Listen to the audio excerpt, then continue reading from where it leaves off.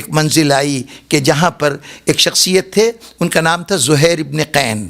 وہ مسلک اور عقیدے کے اعتبار سے ان کا تعلق اس جماعت سے تھا جس کو اہل بیت کے مخالف جماعت کہا جا سکتا ہے۔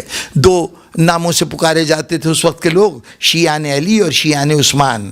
وہ جو قصاص عثمان کا مطالبہ کر رہے تھے وہ سب شیعان عثمان کہلاتے تھے۔ ان کو شیعان عثمان میں سمجھا جاتا تھا، لیکن اللہ حسین اس کا نگاہ انتخاب میں زہیر ابن قین کی کچھ اہمیت تھی کہ زہیر ابن قین کی کوشش یہ تھی کہ وہ اپنا پچھلی 2-3 منزلوں سے ان کا اور امام حسین کا ساتھ ہو گیا تھا۔ اب وہ طریقہ یہ ہوتا تھا سفر کا کہ دن میں تقریباً 45 سے 50 میل کا سفر ہر قافلہ کیا کرتا تھا۔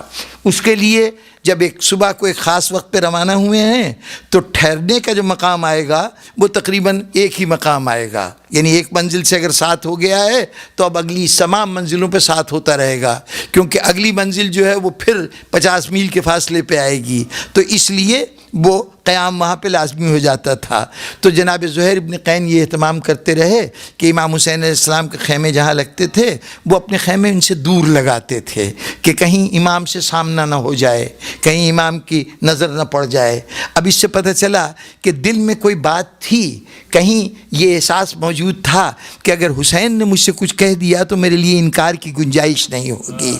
حسین نے اس مرحلے پر دیکھا کہ جوہر قابل ہے، چنانچہ ایک مقام پر حضرت علی اکبر کو بھیجا، جاؤ زہیر ابن قین کو بلا لاؤ۔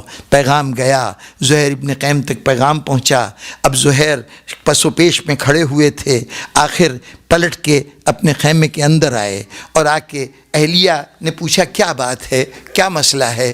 کہا امام حسین کا قاصد آیا ہے اور وہ کہہ رہا ہے کہ امام حسین ملنے کے لیے بلا رہے ہیں۔ تو کہا کیا سوچ رہے ہو؟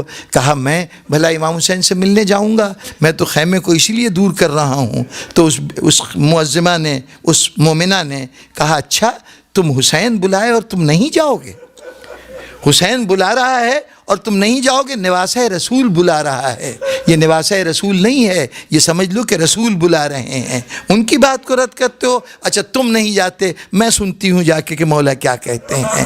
غیرت دلایا گیا، غیرت دلائی گئی، زہیر گئے، امام سے بات کی۔ کسی تاریخ نے وہ بات محفوظ نہیں کی کہ امام کی کیا بات ہوئی ہے زہیر کے ساتھ۔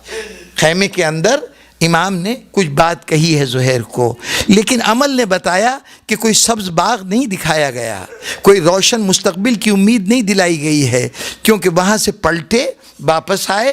آنے کے بعد جتنا ساز و سامان اپنے پاس تھا وہ سارے کا سارا انہوں نے اٹھایا اور قافلے کے دوسرے لوگوں کو بلایا، کہا بھئی یہ سامان جو ہے اس کو فلاں کو دے دینا، یہ چیزیں ہمارے فلاں عزیز کو دے دینا۔ اور اس کے بعد اپنی بیگم کا ہاتھ پکڑا، کہا کہ میں یہ تمہارے حوالے کرتا ہوں، اس کو ان کے بھائیوں میں پہنچا دینا، اس کے میکے میں پہنچا دینا۔ ایک مرتبہ بیگم پریشان ہوئی، کیا بات ہے، کیا کر رہے ہو؟ کہا میں ایک ایسی منزل پہ جا رہا ہوں جہاں سے واپس نہیں آؤں گا، واپس نہیں جاؤں گا، آؤں گا، میں امام حسین کے ساتھ جا رہا ہوں۔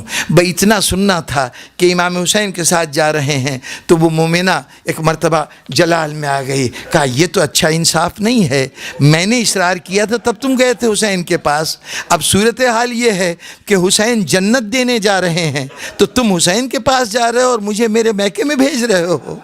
جہاں زینب ام کلثوم ہوں گی وہاں میں بھی ساتھ رہوں گی، مجھے بھی ساتھ لے چلو۔ چنانچہ یہ میاں بیوی یہ آ کے لشکر حسینی میں شامل ہو گئے۔ اور پھر زہیر ابن قین بعد میں ان کی جرأت و ہمت کے بھی واقعات ہیں اور ان کے قربانی کی بھی بڑی داستان ہیں۔ بہر طور یہ منزل گزری۔